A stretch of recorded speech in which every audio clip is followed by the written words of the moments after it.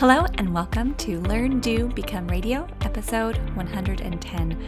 I'm April Perry, and today we are covering part 2 of how to make this your breakthrough year.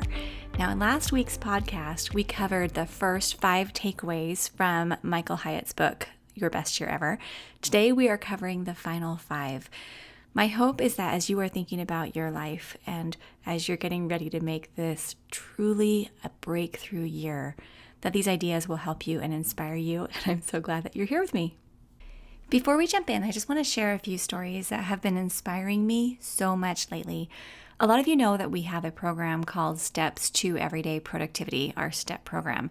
That's where we help people to build a command central and learn how to create mental clarity, get out of the piles of clutter, and that kind of stuff. And inside of our Mastery Facebook group, I have been just screenshotting like these amazing stories. I feel like every time I open my phone, it's literally people who are making progress, creating breakthrough years, creating new habits, celebrating. It's so fun. I'm just going to share 3 stories with you briefly before we get going because I want you to be able to see yourself in these situations. Okay, the first one was a report from Christmas. And this is someone who joined the STEP program in 2019 and said it was prior to the Thanksgiving Christmas season.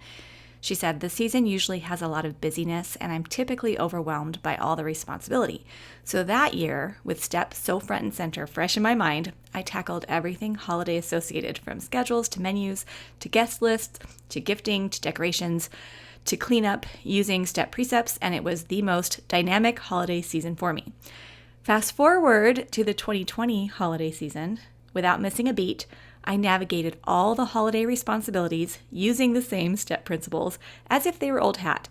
It never even occurred to me till I was taking my daughter's birthday presents to her that my holiday season had been organized from beginning to end using concepts that were foreign to me before STEP. And all of this was in spite of a pandemic and some personal heartbreaks. I'm not bragging on myself, but rather on a system that works even with people like myself." I was so excited to read this because here's the thing. When you finally learn a system that works and doesn't require willpower, then you can just use it over and over and over again, and things that used to cause you stress don't need to do that anymore. Okay, so super excited about that. All right, the second story is about email. This person said, "I had convinced myself over the years that I was just one of those people that didn't care about having tens of thousands of emails in my inbox. I've always told myself, I can search for what I want, so what does it matter? And I'm just not fussy like that." That part made me laugh. She said, "My main email is both my personal email and my business email. I run my own branding agency, and I get a ton of emails every day and just decided it was a losing battle. But as of today, and about 4 hours of work, my email inbox is at 0. I never thought I would say that. Yes, I archived thousands of emails at a time, but I did organize everything from the last couple of months and some of my clients over the last several years.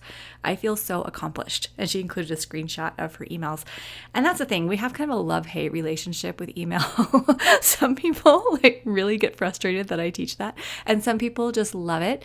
And we don't make it a requirement, but it's something that seriously makes life so much easier. So it was just so fun to be able to read that. I was just thrilled. Okay. And then one more I just wanted to share. This is from someone who's actually been with me here at Learn to Become and at Power of Moms for years and years and years. And she just revamped and built her personal command central. She kind of had pieces of it she'd built for a while. She finally put it together and she posted and showed everyone how she did it. And she said, "Okay, this is a command central that is very easy to create. I procrastinated for ages on setting mine up, worrying about where the best place was. Then decided just to go for it, with materials I had in hand, and put it in the kitchen where I would actually see and use it often. So here it is." She shows how she turned a magazine box on its side, labeled folders and file holders, created all the components that we teach in our program. We have a little command central in 1 hour video. And then she just shares how it lives on the shelves in our kitchen. And it was just amazing seeing these photos, seeing how it's put together, seeing how you can barely even see it, but now she's got this clarity and this command central built. I'm commenting, I can't tell you how excited I am. This is what I love to see, is people who are building, creating, making progress, and seeing hey, there's nothing wrong with you. You're not feeling overwhelmed because it's your fault or you're lazy or you just aren't capable. It's none of that. It's that you need to have a very, very simple system in place that's going to support you. So anyway, just a few things that have just really made me happy. And I hope that as you're listening, you can see that these kinds of things can absolutely happen for you too. Now let's go ahead and jump into these principles that are going to help us to make this truly a breakthrough year. Last week's podcast covered the first 5 takeaways from the book, Your Best Year Ever. I'll just review what those were. First was identify which areas of your life need the most support right now. And we have those 10 categories that Michael Hyatt suggests. Second, get over the limiting beliefs. Third, identify how you can become a more abundant thinker. 4, identify what's not there. And 5, depend on your higher power to help you with the resources you have and the resources you need. And I extended a challenge last week to take some time to assess, to write down maybe some limiting beliefs that you might have and how you could become a more abundant thinker, and brainstorm ways that you can fill that gap in the bookshelf using your experience and your desires and your talents to be able to contribute uniquely to the world. And I hope that you took some time to work on that, or if you didn't, it's okay. We can kind of put these two together. But today we're going to go ahead and jump into 5 more takeaways. And then my hope is that as you think about the things we talked about today and the things we spoke about last week, and as you're bringing other ideas that you're learning from books you're reading or other people you follow on social media, that you're going to be able to identify a very simple, focused way to move forward this year that feels happy and light and exciting, and you're going to feel like, I've got this. Now let's go into takeaway number 6. Be willing to adjust your perspective. I love this question in the book that said, what if your greatest frustrations from the previous year were actually pointing you to some of your biggest wins in the next? What if regret isn't just reminding us of what's impossible, but rather pointing us toward what is possible? Now, a few weeks ago, someone in our Step Mastery Facebook group posted this. Does anybody else have an emotional breakdown after successfully clearing some big areas? I cleared off a multi-shelf rack with years of writing and coaching projects I've done. It felt incredible. But a day or two later, I was overwhelmed with feelings of being such a failure with things I've tried to accomplish in my life. The community had some amazing responses, full of encouragement and reflection on the wisdom we gained from those experiences. And I replied with this: I really appreciate this conversation. I go through this too. Whenever any of us up-level our lives in any way, we're then facing a new realization. We're seeing more clearly who we can be, and then we are comparing that vision with where we currently are. I have learned to be aware of that feeling, kind of a cognitive dissonance, I think, and then use it as fuel. It's evidence that we are growing and changing, and that we are no longer okay with the status quo. Now, Michael Hyatt talks about this when he refers to the discomfort zone, and he says, you'll know you're there when you start feeling emotions we normally consider negative: fear, uncertainty, and doubt. When rightly understood, these supposedly negative emotions work like indicator lights, telling us we've arrived in that discomfort zone. But I love the concept of this discomfort zone, because even though human nature wants to keep us safe and wants to keep us comfortable, I love pushing myself into that discomfort zone where I know that I'm growing and stretching and that I'm stepping into something kind of scary. As I look back on my life, those moments are typically when I experience the most joy, when I really try to do something that feels hard, whether it's as a wife or as a mother or as a business owner or just in my individual goal setting. And I hope that you're excited about that concept of a discomfort zone and that doesn't overwhelm you, because it can be a great place to be. I also want to comment on the positive reframe technique I've learned from Dr. David Burns. He's the one who wrote When Panic Attacks and Feeling Good and other books, and his new one, Feeling Great. I'm a big fan. Okay, so Dr. Burns asks this question. When you feel like a failure, what does that show that is good about you? For example, it shows you have high standards. It shows you believe you can improve. It shows you're realistic about how or why or if you've achieved your goals in the past, and it shows that you are humble. And once you can see the good, it explains why you hold on to those feelings. And then he teaches you how to dial those feelings down rather than try to get rid of them. And his book is amazing. This has helped me so much as a mother, to be honest, because I was feeling so stressed out and frustrated trying to figure out how to make sure my children were doing everything right. And I was carrying that and I was stressed about it. And finally I had to say, okay, what do all of these stressed out feelings show that's good about me? And it was like, well, I care about my children. I want to be a good mom, all these things.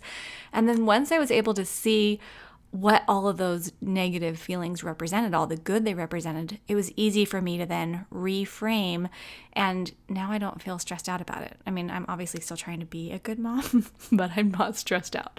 Okay, let's go into number 7. Record your why. Now, for all the Simon Sinek fans out there, you are most likely familiar with the importance of having a why.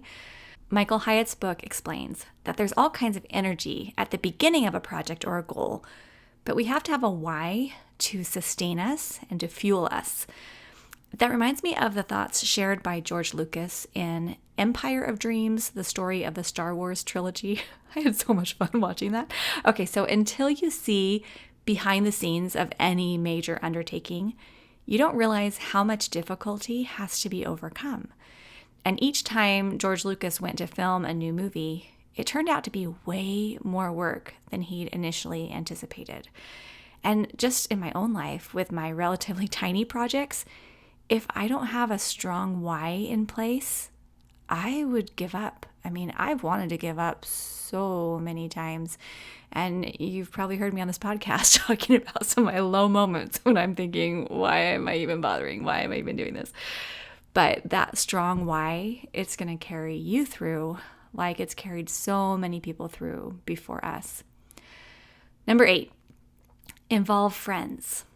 So chapter 12 of Best Year Ever is titled, The Journey is Better with Friends. And if you're feeling kind of alone right now, I get it. During some seasons of life, or for people with certain personalities, friendships are plentiful and easy to come by. For others, it takes more effort. And when you throw in a global pandemic, there are even more factors to be considered. Beyond strengthening my family relationships and making more of an effort to see real people on a daily basis, it's helped me to make some online friends. So most of them don't even know they're my friends, but I watch them on YouTube and I imagine the kind of advice they would give me, and I send so many positive thoughts their way. I love my virtual friends. And I can't say enough about the online communities that we're building here at Learn, Do, Become. If you're not part of them yet, please come join. Now, we have a starter free Learn, Do, Become community Facebook group, and I'll have that linked on our show notes page so you can come. Or we made a quick URL. It's learndobecome.com/FB family, like Facebook family. So anyone can join that. And we have an incredible Step Mastery Facebook group. Right now it's over 15,000 people for those who are in our STEP program.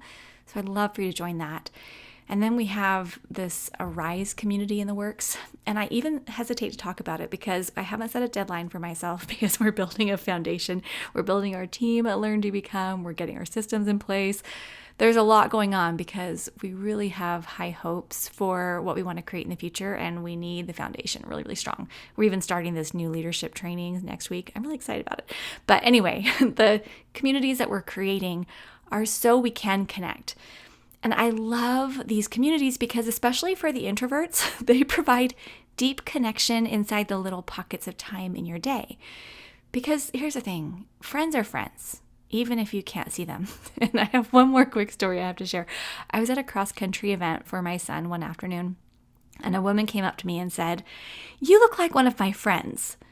And then she hesitated a bit and she added, "Well, she's kind of my friend." And I asked her what her friend's name was, and she said, April Perry. And then I laughed and I gave her a hug and I said, I'm April Perry. And we had a great talk, and it was so fun because she knew me from my podcasts. She'd been listening, and I guess she'd, seen my picture online or whatever. So then when she saw me at this cross-country meet, she didn't know I lived near her, and she was just like, oh, you look like my friend April. Anyway, I was so happy to know we were friends. And anyway, so much fun. So if I ever get to meet you, I'll just give you a big hug. So happy. All right, number 9, invest in systems. Now, we all have the best of intentions, right? But there is so much value in putting systems into place and not leaving our goals to chance. Over the past few months, I know you've heard me mention I had some health issues. I've been working on new systems for nutrition and exercise and hydration. Okay, for example, I just got this huge water bottle. I'm going to include a link on the show notes page because it does not fit in any cup holder in the car. I basically seat belted in, but okay, it's 64 ounces and it has the time of day on the bottle so you can see how you're doing. I'm recording this 7:45 in the morning. I'm already at my 5 p.m. mark though. I am just pounding through these water bottles. Anyway, got this huge water bottle, but it's a system for me. I fill it up the night before. I have it right by my bed when I wake up. I am drinking so much water, super hydrated, and that counts as a system, okay? I'm also trying to put some systems in place for our children and for our family. Better meal planning, where we actually sit down, we plan the calendar, we plan what we're going to eat. It's so fun. I mean, it's not fun. It's so tedious. And I feel like I'm herding cats to try to make this happen. But there are fun moments that come out of it. Okay, so we'll move forward. And in an effort to help you learn from my mistakes, I will admit that I have let myself be a victim for a long time. I typically want to wait until everything is perfect before I move forward on something that feels scary. And even as I'm recording this, the only reason it's happening is because I carved out time on the calendar. I said no to other appointments and requests, and I claimed this space, which is so hard for me to do because I'm a natural people pleaser. But I can't be a victim if I'm going to be able to move forward and do the things that I feel I'm meant to do and things that are in my heart. Okay, number 10, celebrate. This one is a little tricky for me because I like the idea of having something to look forward to at the end of a big project or after doing something that doesn't feel fun. So it's a great way to reinforce the beauty of the achievement. And sometimes I'll say things like, well, after that big workout, I'm going to go watch a favorite show, or I don't know, something like that. But as I looked at my list of goals for this year, and a few of them are things like reading a full book aloud in Spanish, launching our Rise program, investing more consistent time with Eric, I feel like those achievements are the rewards. And that's how I want to live my life in general. Doing things for the pure joy of doing them, and not because I then get to have or do or earn something else once they're done. Now, taking this a step further, Eric encouraged me to plan something fun into every day and not just wait for special occasions. I mean, novel idea, right? So here are a few things that I look forward to. I've made a list. I refer to it often. I plan it into my day. Okay, so one is reading a book while snuggling next to our dog, Sunny. I totally let her in my bed. I never did when she was a puppy, and now my family comes in and they just keep saying, how is it possible that mom lets the dog in her bed now? She didn't even want a dog. No, I love her so much. Okay, second, smoothie baths. I don't know if you've heard me say this before, but I drink a cold or frozen and slightly thawed spinach smoothie while in a hot bath. It's like my favorite thing. And my family will say, are you going to go have your smoothie bath? I mean, it's so funny, but I do the smoothie baths all the time. Heaven. Random midday errands with Eric. It's so cute. He loves running errands with me. And so every time I'm going somewhere, I'm like, hey, you want to come, Trader Joe's or I don't know, go to the store with me? And he's always up for it. So we have fun going together. Playing new songs on the piano. I don't play often, but I'm trying to make more time for that. And someone in our step group actually just said they started making time for it. We have a lot of piano players in there. Anyway, that was really fun. Looking at memes with the boys. I have 2 teenage boys right now, and they love to snuggle and look at memes. And then our college daughters, for some reason, they always have access to the best clean memes. So whenever they come home, we all sit together and snuggle and we look at memes. Getting Thai food. Love Thai food. Family dance parties in the kitchen. Okay, so we have these disco lights. I think I linked to them before. My friend brought hers over one time to let me borrow them for this kids' activity I was hosting. And then I'm like, I have to get these disco lights. I think they're $15 or something like that on Amazon. But there's 2, and you can plug them in, and you have an instant disco party. And then, okay, when you want to mop the floor, have I said this on a podcast before? Seriously, you want to mop the floor at night, you plug in disco lights, and then you get your towels that are all wet and cleaners with the cleaner on them. You dance around the kitchen to music with disco lights. It is the best mopping the floor, and you do it with your family, and then it's fun. And then when you wake up in the morning, your floor is so clean. I love it. Okay. Sorry, I totally got distracted on that, but I love family dance parties in the kitchen. We do them all the time. I mean, not all the time, like maybe once a week, twice a week. Okay. And then last one I have on my list is calling my sisters on the phone while walking around the neighborhood. I love that. I love taking our dog Sunny on a walk, and we'll text one of my sisters and say, hey, are you available? Or I'll just give them a call. And being able to talk with my sisters, I have 5 sisters. I love it so much. Love my brothers too. We don't like chat on the phone a lot. I love it so much. Okay. And then one other thing, going back to that book, Finding Flow, that I talked about in the last podcast, it refers to the autotelic experience, which basically means that the activity or creative work has an end or purpose in itself. So you paint because you love painting, not to sell or display the piece, for example. And here's a great quote from that book. The autotelic experience, or flow, lifts the course of life to a different level. Alienation gives way to involvement. Enjoyment replaces boredom. Helplessness turns into a feeling of control. When experience is intrinsically rewarding, life is justified in the present instead of being held hostage to a hypothetical future gain. So this is a much more fancy way of saying what I was trying to say earlier, that when you do something just because you love it, then that's the reward in itself. Like, I'm not podcasting right now with hopes that in the future, maybe some great things are going to come out of this podcast. I mean, I would love it if you guys could implement things that would be helpful to you and you appreciated the podcast, but I'm recording because I love to share and I love to document the things that have helped me. And I feel so much joy just in the recording that that's enough. Okay, so I hope that those 5 ideas today and the 5 ideas from last week were helpful for you. Thank you for being here with us at Learn to Become, and I hope that you will stay connected. We have a new page on our website, learntobecome.com/connect, that has all the ways you can connect with us, where we are, our YouTube channel, podcast, social media, our email list, all the fun stuff, free Facebook group, all the things I was talking to you about. We're trying to keep things focused, but we know that people are in a lot of places, and we're trying to find the people who need Learn to Become. If you want to come check out the show notes page, I have links to everything. The books I've talked about, my water bottle, the disco lights, all those fun things. And you can go to learntobecome.com/episode 110. And if you are new here, and as we were talking about our STEP program and all those wins we discussed at the beginning and how you can build a Command Central, if you want to learn about that, make sure you come check out our free introductory class, learntobecome.com/step. We'll have a link to that on the show notes page as well. I'm so excited for you. I'm excited for your year. I'm excited to hopefully be a support to you. And I know that as you continue to refine and focus and organize and clarify, that you're going to be a huge benefit to your family, to your neighborhood, your friends, to all those people in your sphere. As we each do our part and as we come together to strengthen each other, I know amazing things are possible, and I'm so happy to be together. Okay, have a great day.